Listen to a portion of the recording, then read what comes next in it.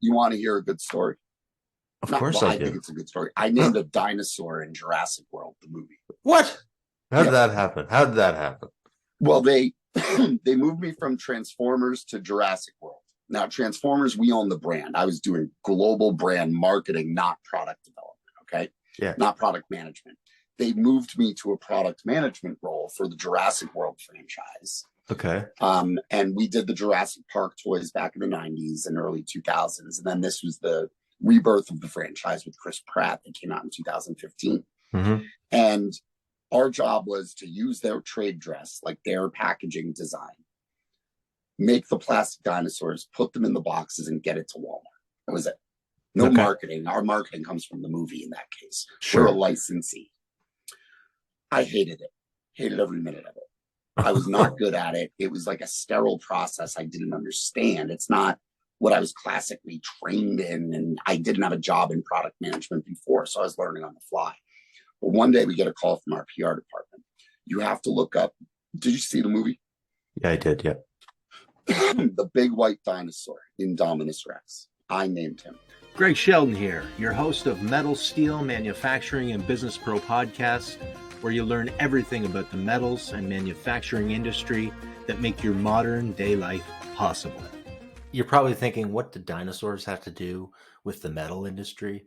Well, they don't. They have nothing to do with it. But what we talk about in the episode is crafting a pitch that is totally unique to you and gets people's attention. And that's exactly what Mike does. He's super talented at that because of his history in designing things for major brands like the one we just heard about. So it's a bit of a different take, but it's always nice to have a new perspective. So I hope you enjoy it. I know I did. So thank you very much. Enjoy the show. Welcome to the show, everybody. Today we are pleasured to have Mike Verret. Am I saying that right, Mike? You are one of the very few who does say it right. Well, okay. Well, maybe that's the because in Canada my wife is family is French, so that's sort of you can see that would make the connection, right? The name actually does come out of my family is French Canadian, my dad's side. So that's where the name comes from. And the only other place on this continent that I can find that last name with frequency is Louisiana. Oh, wow. Now, if you go back to the Louisiana Purchase, they moved all these Acadians at the time, French Canada, down to Louisiana. Yes. So now you start to understand where the term Cajun came from. Yeah. It's a bastardized expression of Acadian. So I went down there. My wife and I went down there on our honeymoon to New Orleans, and they told the whole story, and it was shocking. Like I had no idea that happened. Like it is this bizarre pocket of culture in the rest of the United States that's just different. Yeah, it is. Amazing. It is amazing there. Like there is amazing. Like it's just. Man, that's one of my two favorite cities in the world is New Orleans. Yeah, it's unbelievable. It's so different than what I'm used to seeing in a city. Like just the culture and just even the houses and everything. It's amazing. The architecture, the architecture. It's got a style so unique to just there. Yeah, we enjoyed it. The food was unbelievable. Yeah, that's the best reason to go. Yeah, exactly. Cool, man. Well, thank you for coming. I appreciate it.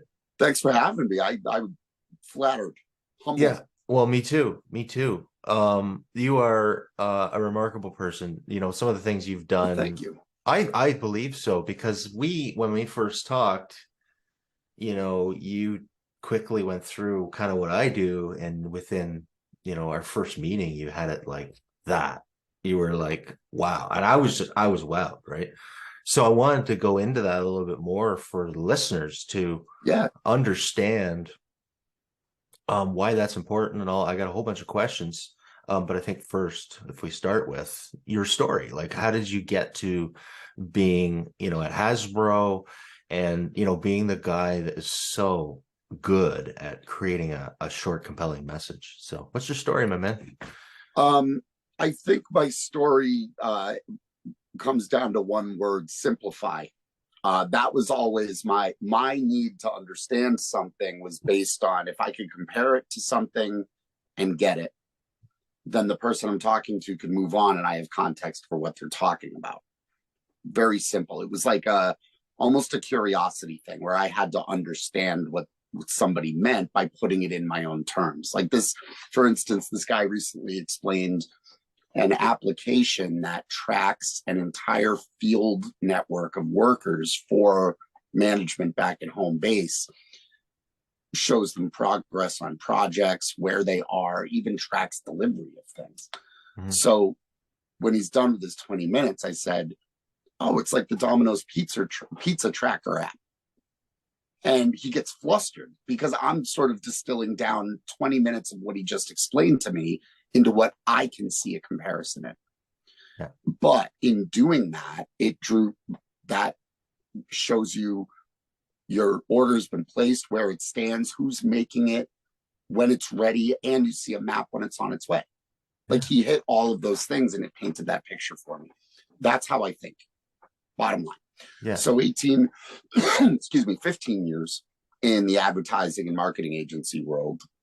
My last assignment was working on site at Hasbro Toys. Now, my job was, I was in the building, so I saw a lot of stuff that an agency normally wouldn't see, right? But ultimately, our charge is 5% of what they're doing is important. A new action figure is coming out, new Iron Man, let's say. Mm-hmm. Our job is to figure out how to bring the kid's fantasy to life with that figure. He wants to buy it. Then they hired me into the global. So I went from agency to the dark side of being a client of our agency now. Okay. And I was introduced to the global brand management organization. But more importantly, I was introduced to the fact that that figure that we are paying attention to the audience for them to sell it took 2 years to make. And the process of doing that, the number of touch points, the political nature of a big company like that, a bunch of master's degrees who would climb over a corpse to get to the next level in the business. And then ultimately 6 months of work comes down to a VP saying, nah, I don't like it. I mean, it lacked rationality in my mind. Yeah. It was so focused on every single detail, and it was so sterile in product development, where we could have been making trash can liners or toothbrushes. Right. What I saw from the outside out of Hasbro was very different than what Hasbro was doing internally. So, excuse me, when I left Hasbro, my initial inclination was, I need to simplify all of that, right? What a business is doing, 100% of it is important to them, but only 5% matters to an audience. So how do I simplify that 100% into 5% that matters? I'll give you an example. Yeah. I think I may have said this to you on the call because I probably say this a lot. The hardest part of a book for an author to write is the 3 paragraphs on the inside flap. Right. Because they know everything. Stephen King just wrote 400 pages. There's no way on God's green earth he's going to write the 3 paragraphs that sell it if he knows every word, and every word that has meaning to him. That's right. So he gives the book to someone else to read. They see it through the lens of the audience. They're seeing it for the first time, and they write the 3 paragraphs for him. Wow. Because he knows everything. He needs to speak to that small percentage of what he knows in a way that the audience is going to latch on to. Yeah, man. So that's ultimately what I turned myself into. I provide the audience perspective, how that 5% thinks. And when I say that, I don't mean exhaustive research. I mean, apply some logic, human nature, and common sense. Yeah. If I'll use a plumber, probably said this too, a plumber. If you need a plumber, you go online and you look for a plumber. First 3 results say you need a plumber. We're a plumber. Here's our phone number. The 4th one says, if water's leaking, don't call us. Press this red button. We'll be there in 15 minutes. That plumber knows why you need a plumber. Not that you need one, but why. Yeah. He understands that water doesn't wait. It's different than fixing something on the house or changing a light bulb. This is, I have to have it fixed now. Destructive, can't do it myself. And time stands still. Right. That plumber looks completely different to that audience in that moment. Yeah. So if we deconstruct that a little bit, Yep. so you're really, when you're, okay, so you've come to the point where you've got a message and then you have to talk to the problem. Is because that's what that's doing, right? The first thing you need to do and understand, there are a lot of plumbers out there, right? Oh, is yeah, how man. you appear as one of three things to your audience. You have to show up as first, best, or different to catch their attention. Mm-hmm. Very simple example of this is scrolling social media on your phone. You're scrolling, your thumb stops. Ask yourself why. You saw something that was related to what you're looking for and intrigued you. Mm-hmm. So you click on it, or you stop on it in that case. But that's just how search works, right? This is intriguing. This is intriguing. We're clicking on the things that stand out as different to us. Mm-hmm. That's step one, is how you get their attention. Step two is relating to their challenge. What problem do you solve is based on their perspective, not yours. Mm-hmm. So how do you relate what they're going through to say, yep, you clicked here, we caught your attention, you're in the right place. Then how do you solve it? But I don't mean, here's everything I do. I mean, how do you solve it in a sentence? I see. Maybe two. Nice and simple. That's page 1, 2, and 3 of your book. Connect, relate, solve. Okay. Page 4 is process. How do you get to that solution, beginning to end? 3 steps maybe of what it's like to work with you. Right. Now page 5 is services. But the services, they know they're in the right place. They know the solution. They see how the solution works. Now they're just going to see what they get in that experience. Okay. So that process, sorry to interrupt you, that process part, like that's key. I'm guessing that's because you've tested this many times. Like does somebody have to walk through it mentally in their head to be able to get to the next level with you? Is that? Well, let's think about where we are in the story, right? Connect, relate, solve. If we jump right to services, we've got the solution. Here's all the stuff we have to do it. Uh-huh. That doesn't speak to how they're going to work with you. It just says what you have. If your car breaks down, you bring it to a mechanic. The mechanic doesn't say, come on in, I'm going to show you all the tools I have. Right. He says, we're going to put it up on the lift and see what's wrong. I'm going to give you a diagnosis, what it'll take to fix it. We're going to make the repairs, get you back on the road. 1, 2, 3, beginning to end. Okay. Then here's what you need. These are the tools we're going to use. That's all the services in that example, right? Got it. So if I'm a public relations firm, I don't want to say, we find the words you can't to make sure to add impact to your news. Let's say that's my solution sentence. Okay. I can't then jump into, we do table reads, press tours, all of the stuff that they do. They need to explain how they're going to solve the problem first. Mm-hmm. We're going to first discover the news you have to tell. We want to hear it from your perspective. Then we're going to design the right way to tell it for the market so that it has impact. Then we're going to deploy it and we're going to measure that impact. Okay. What we do in that process is services, but who I'm talking to sees it as, I have news to tell. They'll write it the right way, get it out there and make sure it has impact. That's what I'm thinking is that person. Why would I need a PR firm? Yeah. It's not just press releases. It's, we need to look good and make an impact. Yeah, absolutely. So I'm thinking while you're talking, okay, so I mean, there's a few things like where we put, like this process is going to be on a website, but can it also be converted to a sales pitch? But also the why. I always find it's important to identify a why for myself of why I'm in business doing the things I'm doing. But what I'm hearing is that you're identifying the why for the audience. Is that correct?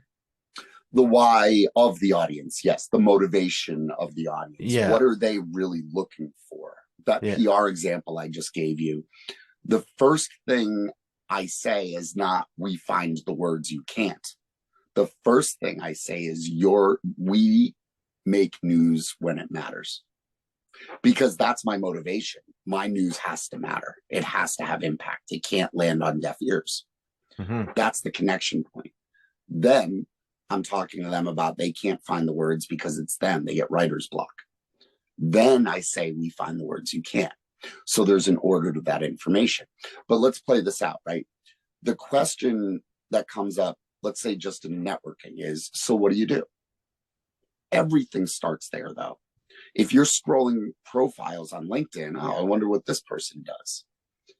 And if you're looking online and you come to a website, I wonder what this business is all about. You're asking the same question in all three of those instances. Mm-hmm. If you're an audience sitting waiting for a 30-minute presentation, I wonder what this is going to be.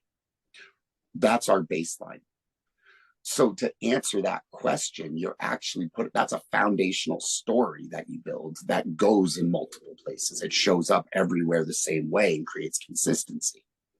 Mm-hmm. Right? Mm-hmm. So I start with the question, what do you do? And if the answer to that question, think of it as riding up an elevator. Okay, your elevator pitch model perfectly explained for you, or at least laid out that way. Yeah. What do you do is the first floor of the elevator. If I don't have your attention after that, if I were to just say I own a PR firm, you know what a PR firm does. You probably know a bunch of them. I'm one of many.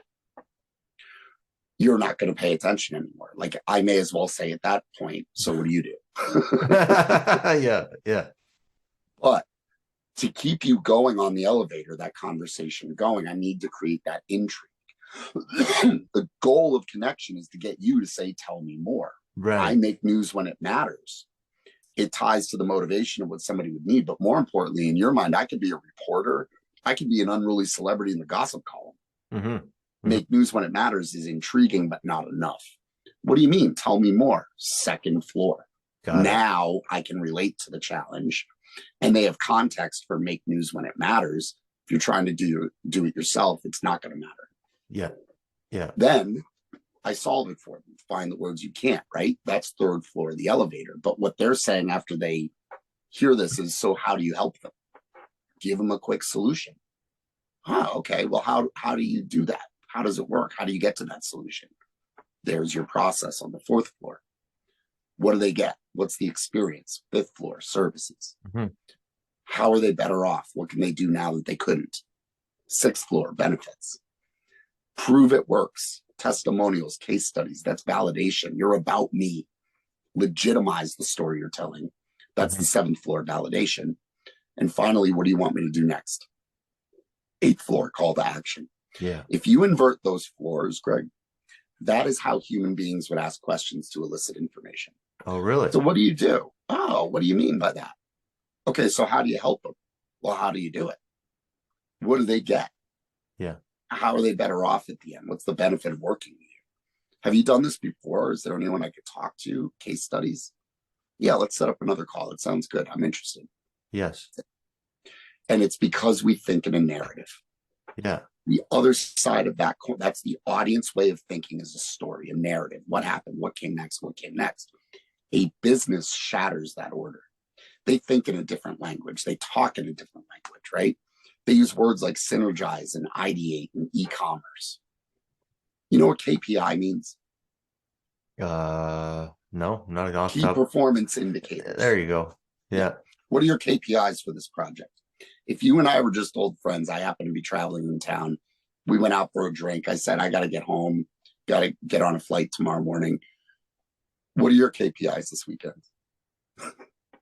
I'd say, what are you doing this weekend? Yeah. We don't synergize, we work together.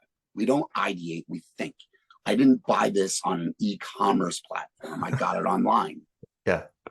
Think about all those words and how often they're used. If there's no business without show business, we're playing a role. For sure we are. But playing that role skews our view of the outside world. We're building everything internally. We know everything. We want to talk about our service and benefit first. That throws everything out of order in the story that the audience needs to hear. Yeah. Okay. So why is it that, and I'm guilty of this myself, like you built a startup from the ground up and you're so stuck in the details. Like, is there any way out of that? I mean, I guess there's going to you is a way out of that, but I mean, that's the only way out of it is to talk to me. No, but I mean, no, it's shifting the understanding from what I have to solve the problem to how they perceive the solution.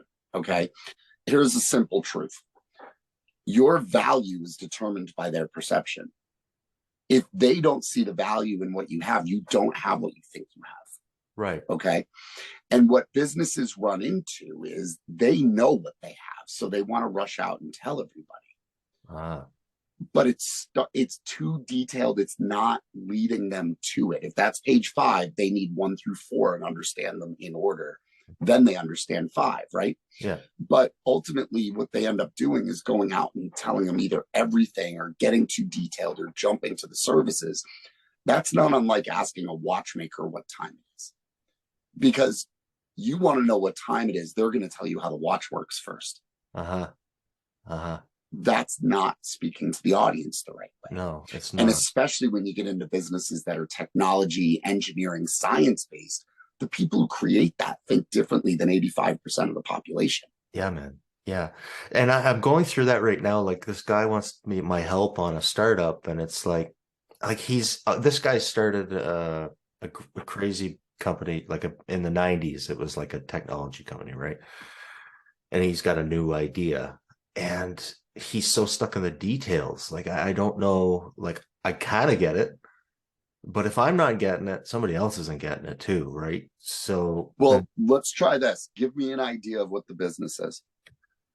So what it is he's taking all of the social media platforms basically and putting them on one platform, so it'd be engaging. So it starts out with a headline, which would turn into video, which would then turn into interacting with AI, like, that can talk to you like a bot or something, right? And then somehow, I'm not sure exactly how it all connects to making a profit, and also I'm not sure.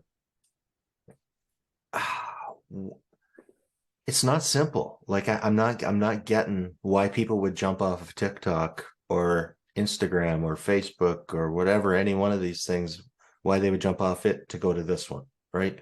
Well, let's just play it out with the assumption that it's like an aggregator and enhancer of all of your social media. Right. Meaning you're on TikTok, Facebook, Instagram, Twitter, those 4. Sure. This delivers it in a new feed, let's say compared to like an Apple News type of platform. Okay. Okay. But then it can go deeper into serving up just video, the AI integration. What it's doing is aggregating and enhancing all of your social media. Yeah, that's right. That's what I get. If that's what his point is, then that's where he needs to start. Okay, that's pretty good. Well, let's do this. I think this was not the intention of this at all, but I'm thinking that I'll have We're gonna you solve your clients' problems on a live stream. On a Zoom yeah podcast. I like it. Well, what we can do, I mean, we won't go too long into this, but can you take a look at the pitch deck? And maybe I'm just dense. I don't know, man. Like, maybe I'm not getting that. It is not that at all. This guy launched a successful tech company in the 90s, right? That's right. He did. Yeah. Think Steve Jobs for a second. Yeah. Steve Jobs was up against, no, I'm sorry. Think the other guy, Gates. Bill Gates. Yeah. Bill Gates. Thank you. Steve Jobs and Bill Gates, the way they think is very similar, right? 1-0s, they are engineers, scientists. Sure they are. But Bill Gates explains the science, right? And that translates into a universal platform of Windows, PCs, everybody's got one. But what Steve Jobs saw was a user experience. What ended up happening was the technical aspects of Microsoft have been applied to equipment everywhere, but nothing truly ownable. Steve Jobs created an ecosystem, closed ecosystem, where everything you touch works together on one easy-to-use, engaging platform. Now compare that to the example we're talking about.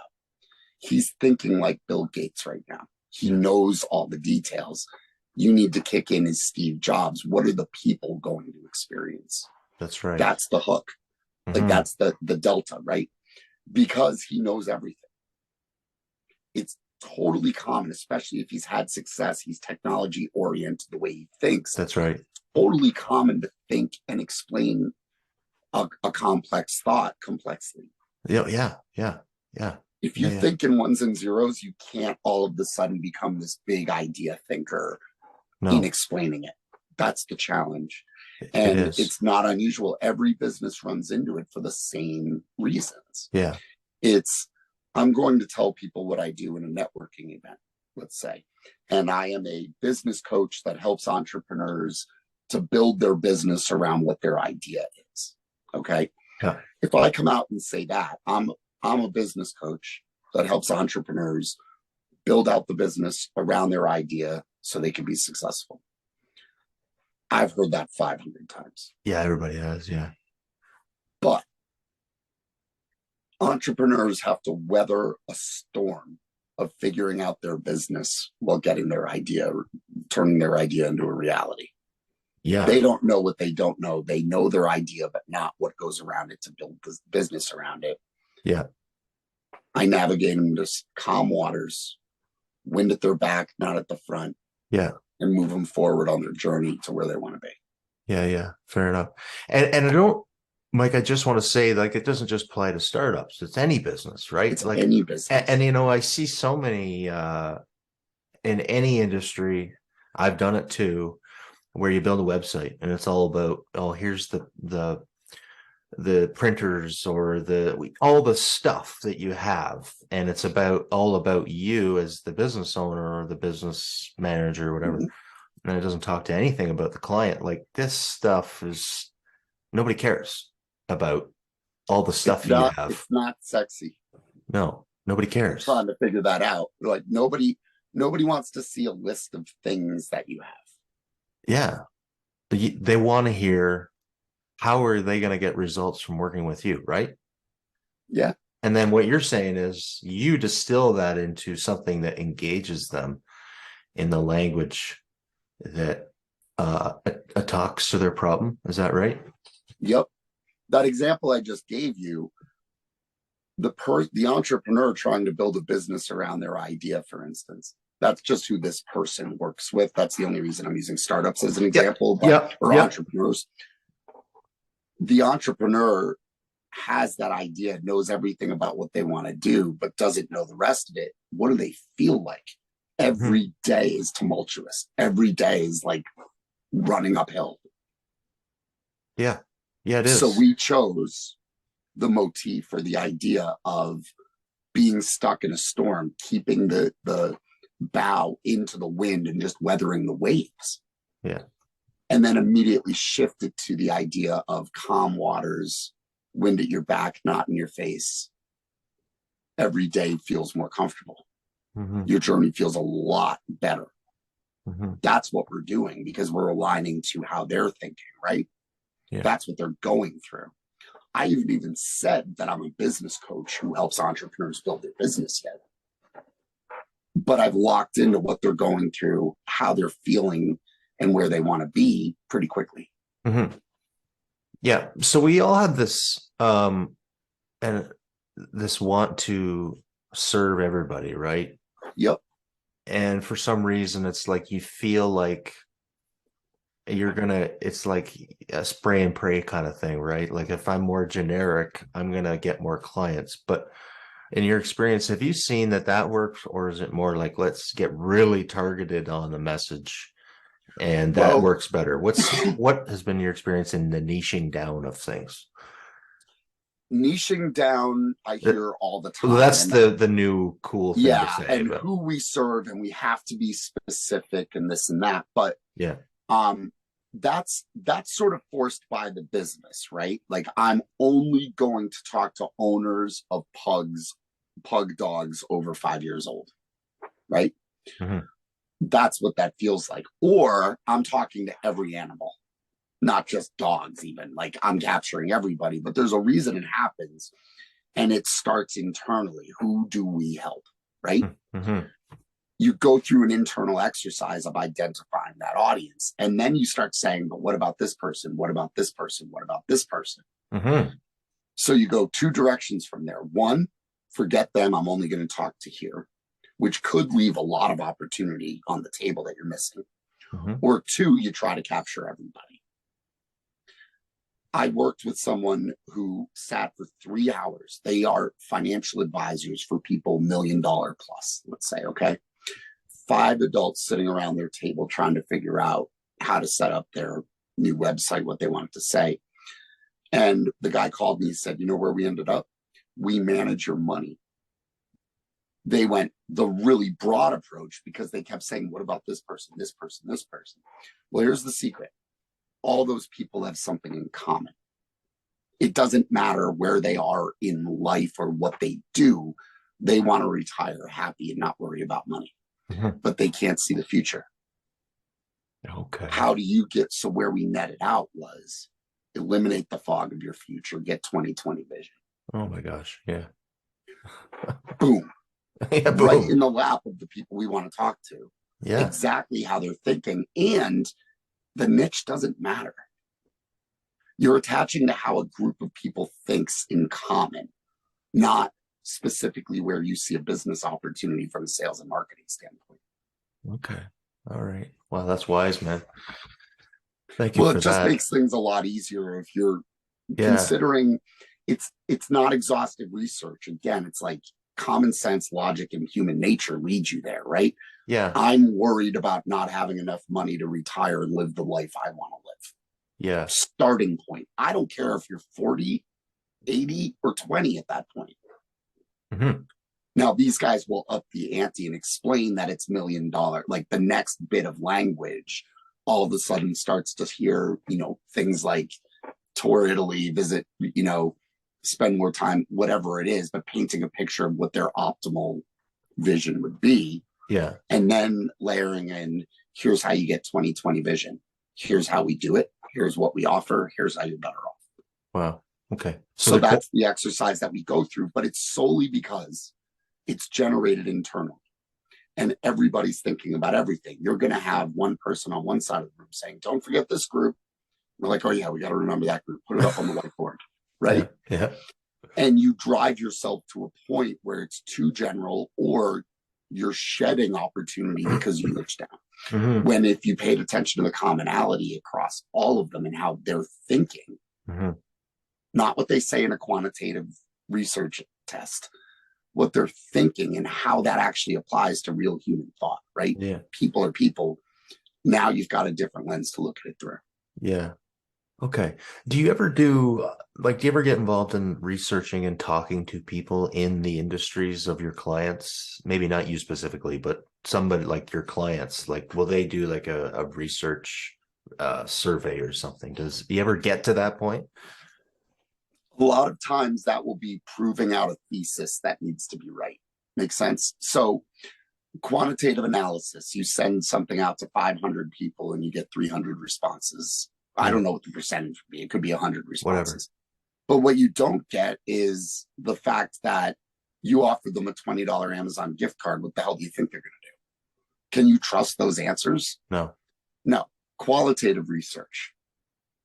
That's more like interviews with 25 people, let's say. Okay. What if you catch them on a bad day? What if they don't have time for this right now and they're rushing? What if they're not giving you an authentic response? Focus groups. Wildly limited to pockets of people. You'd have to do tons of them to get an accurate count, right? Yeah. Hasbro, we would use Fun Lab, which was on site and it was kids from like the neighboring towns. Okay. How authentic are those results going to be? We just put a bunch of kids in a room with a bunch of toys. True.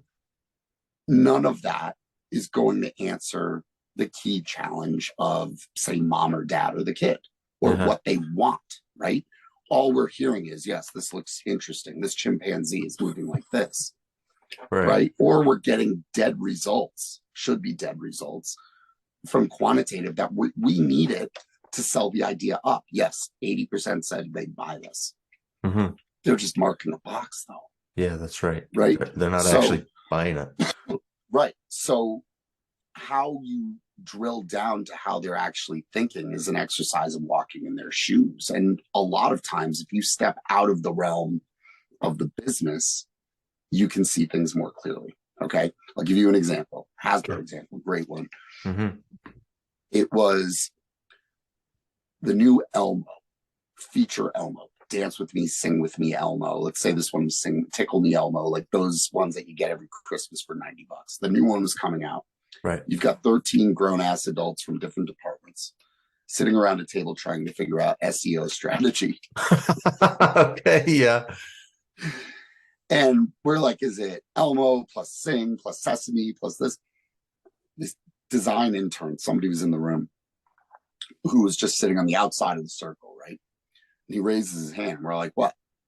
He says, well, I got a question. Like, do you guys watch TV, watch Sesame Street with your kids? We're all like, no, we go get stuff done. It's the ultimate babysitter. Okay. So when he sees Elmo, how do you find out about this new toy if he sees it on TV? If your kid sees it on TV, what are they saying? They tell us they saw Elmo. Yeah, but don't they just pull on your leg? They're like 3, aren't they? Don't they just pull on your leg and say, Ma, Elmo, I want Elmo, I want Elmo? We're like, yeah, what's your point? Well, you didn't watch it with them. That's all the communication you're getting. They saw something on TV they want. Wouldn't you just search new Elmo toy? We're all like, wow. yeah.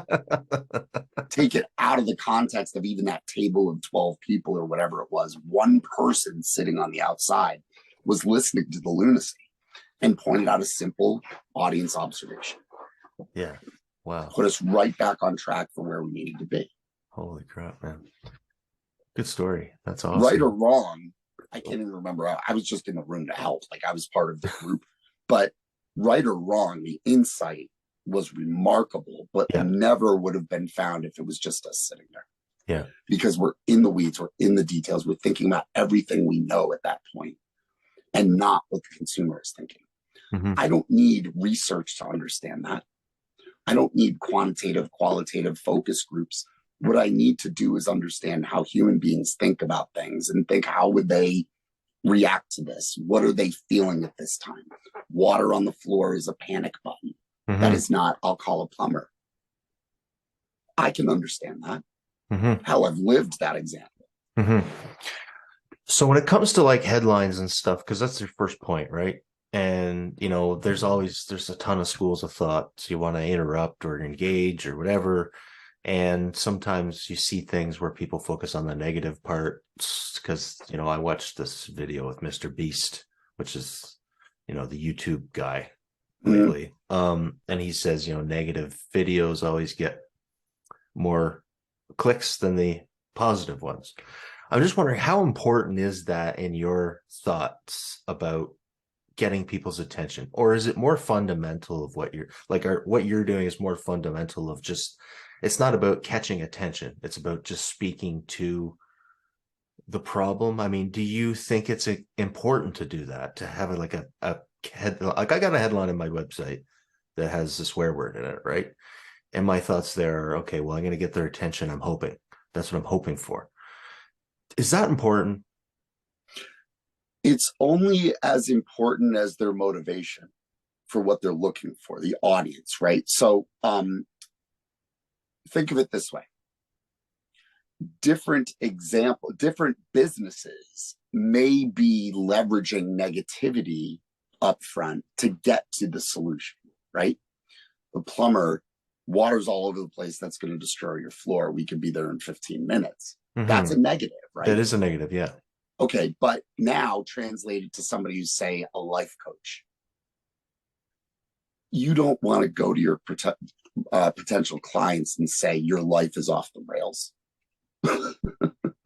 Right? Like, you need to think about what you're going to do for them and what they're looking for. Like, find calm, unoverwhelm your life. You want to almost give them a hint of your solution there. You want to give them a lifeline.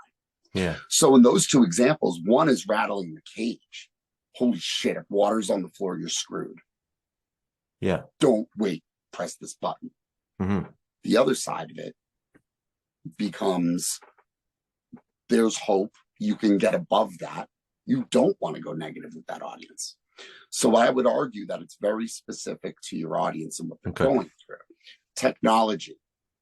Let's say network reliance for a small business, right? They're buying computers, they're buying stuff they need. They're not thinking about any of the problems that could cause with data usage, storage, thievery, security, like all of those things. Mhm. They're just putting it together so they can do their ad firm, public relations firm, whatever, right? Sure. Yep.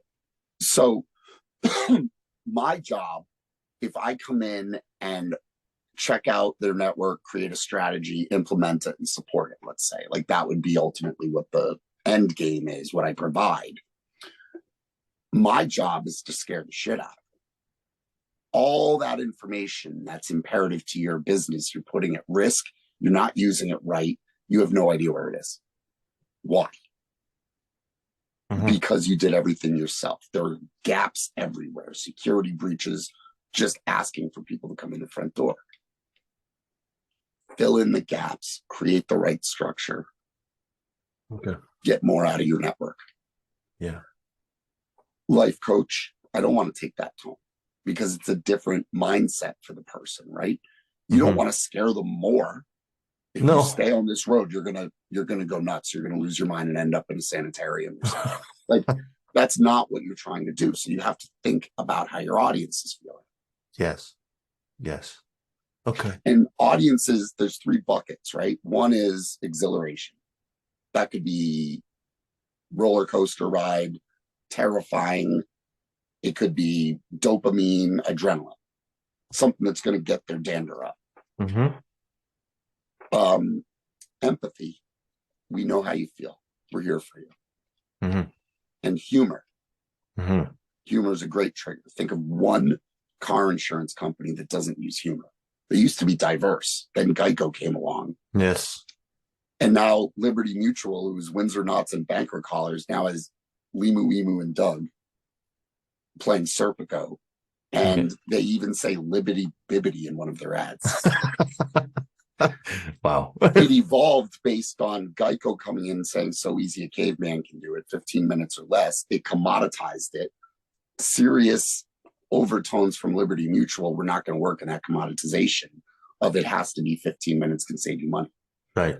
They had to follow the flow of what the audience wanted. Yeah. Yeah. Which is about how many women say before he's good looking, why did you date that guy? Or why do you like him? He's got a great sense of humor. Yep. You know, so those 3 buckets, understanding where that business lives is step 1. Okay. If you could get away with humor in the tone of what your business is, like you're not going to have a cancer hospital using humor. Oh, no. They're going to focus on empathy. Yeah. We're here for you. We know what you're going through, what your kids are going through. Yeah. Now jump to a bungee jumping company in Utah. Jump off a bridge into a chasm with rubber bands tied around your legs. Uh-huh. You can't take the tack of this is going to really make you feel good and we care about you. You're about to push them off a bridge attached to rubber bands. Exhilaration, Mountain Dew. Yeah.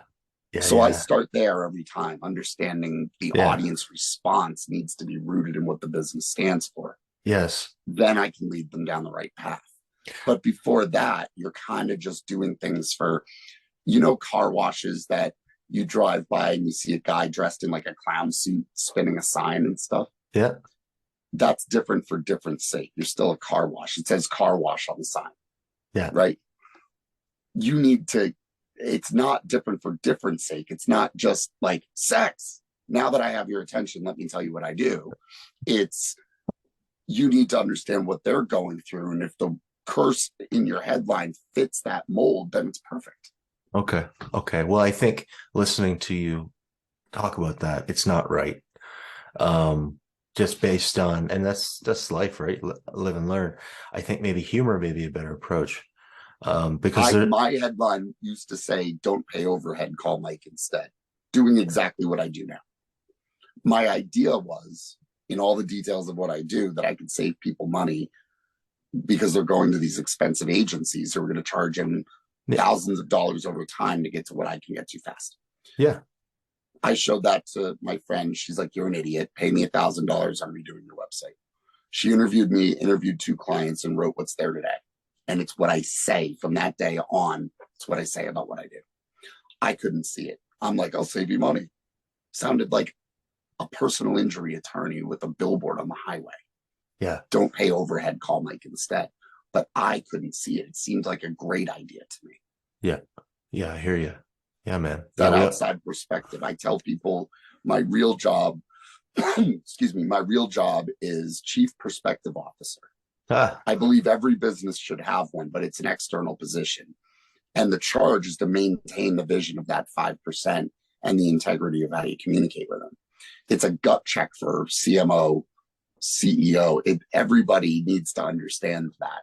Otherwise, you're just spinning your wheels and they're not going to see what you want them to see. Yeah. Absolutely, man. And that perception is so important. Perception drives reality as far as we're concerned. And yep. What we think they need to know is not reality. No, that's right. Yeah. Okay. Interesting, man. Awesome. I don't know if there's anything else I should ask. I mean, I'm interested in, Transformers and Star Wars and all that stuff. Well, you want to hear a good story? Of course I do. I think it's a good story. I named a dinosaur in Jurassic World, the movie. What? How did that happen?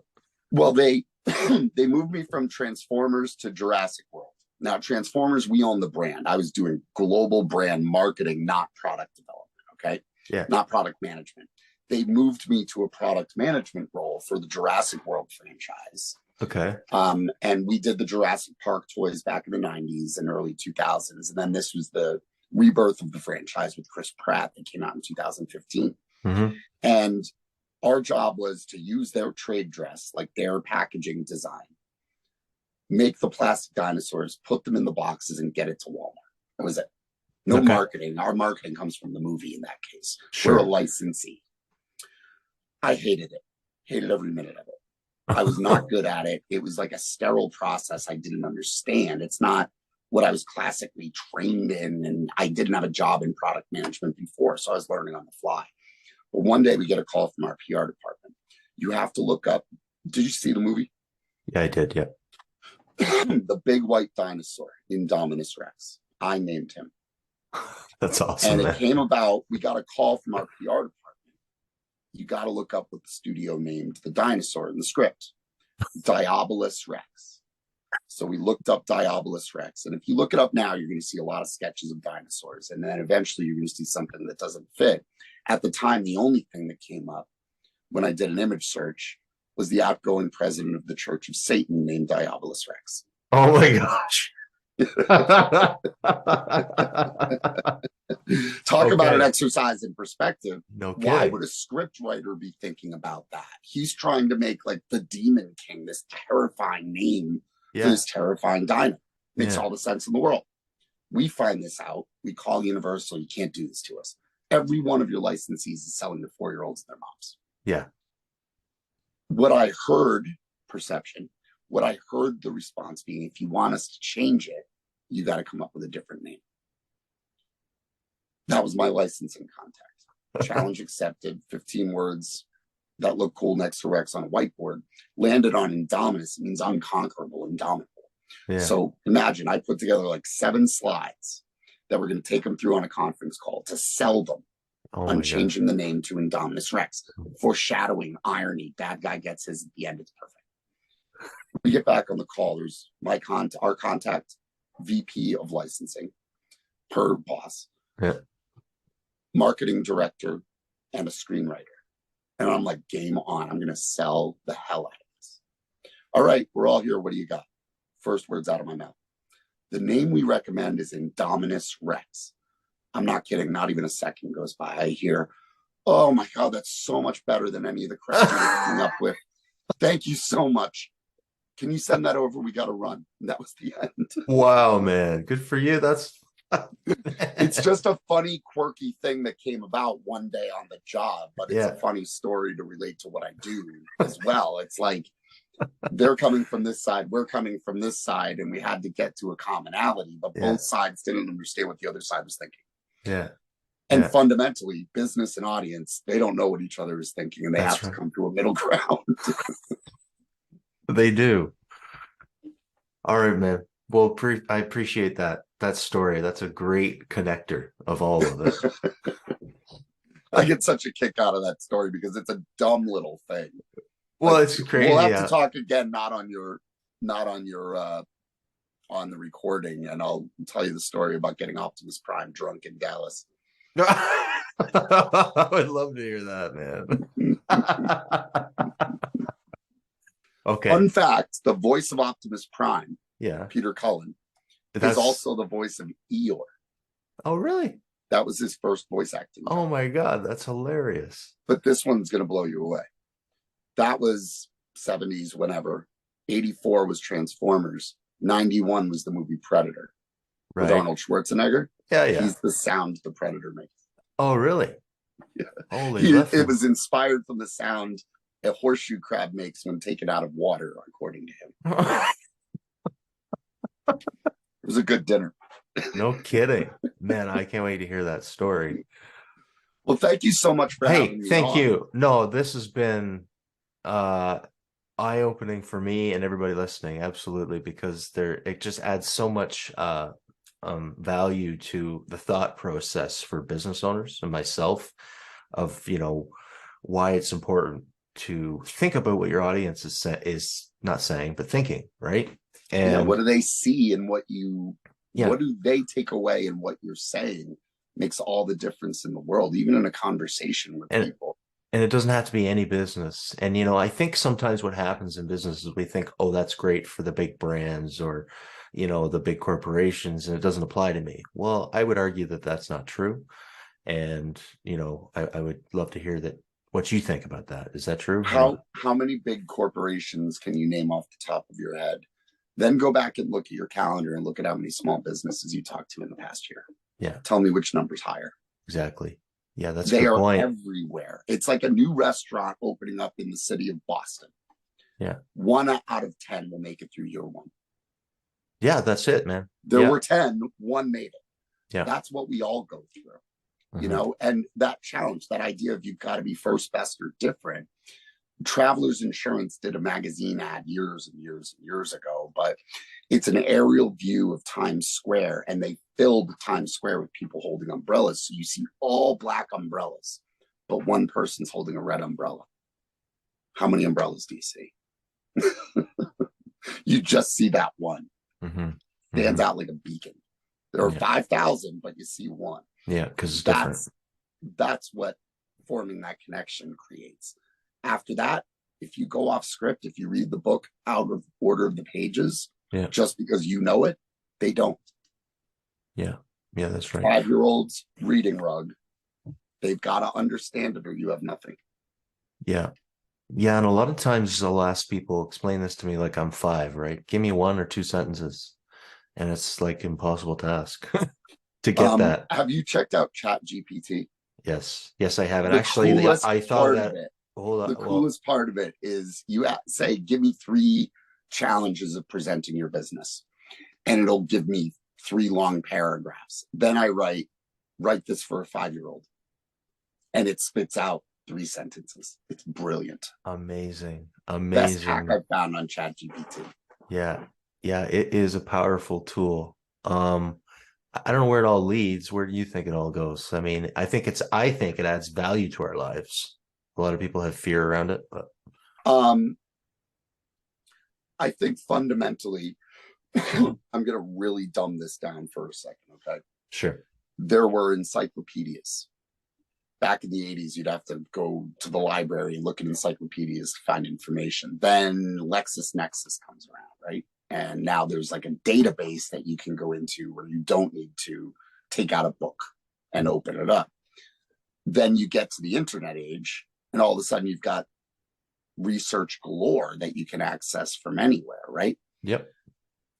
Remember about ChatGPT is it is quickly grabbing from all of these sources and assimilating it using AI. It's not writing something novel on its own. It's searching the internet incredibly fast and distilling what it finds. To me, the way I see what it does is not unlike that evolution from encyclopedia to LexisNexis to the internet to now to AI. Is it's taking that incredible database of information and making it consumable for people. That's Yeah. my Yeah. very simplified way of looking at it. But I think you can use it to affect, like, name any business, any education, any economic, personal thing that you want to know about, talk about, learn about, sell about. Yeah, man. You Yeah. can go to that tool.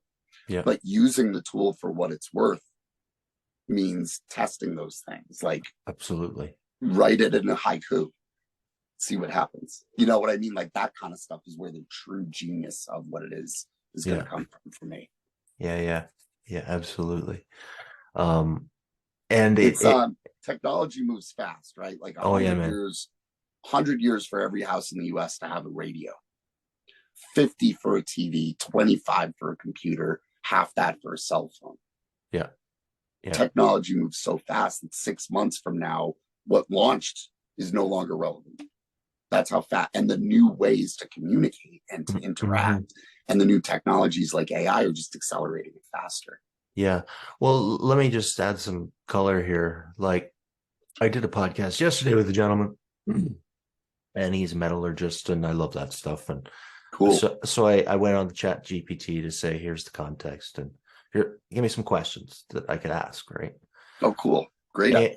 And they were okay. They were good questions. But I thought I'd do the same exercise with you, but I didn't. And I actually wrote them out, which are right here. You can see them. Perfect. And there's something that happens that's different.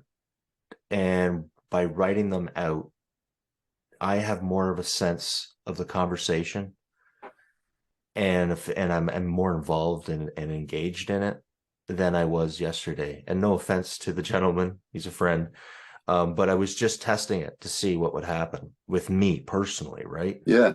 And I think there's a lot. There's still something about writing things down and thinking it through, right, instead of just copying and pasting, right? Well, it's still source, but that's what I mean. Like, you can't cut and paste an encyclopedia excerpt, even if you're writing it down. They call it plagiarism if you're doing a term paper, right? Of course, man. Like, you have to incorporate your own thinking. Looking at what comes back from Chat GPT, that's inspiration, not answer. Meaning, you need to take that information, and it's going to come from you a different way than it would come from me or from somebody else. We're going to process that individually differently. As individuals, we're going to process what Chat GPT brings back, and we've got to make it our own. Otherwise, it feels like we're reading off a piece of paper. Exactly. I think where you'll find the perfect combination is, the perfect answer is a combination of the two, where use it for inspiration and make it your own is ultimately where it ends up. That's what I'm finding with Chat GPT in the 2 months I've been kicking around. Yeah, same. Exactly the same. Yeah, I use it more as an inspiration tool. Yeah.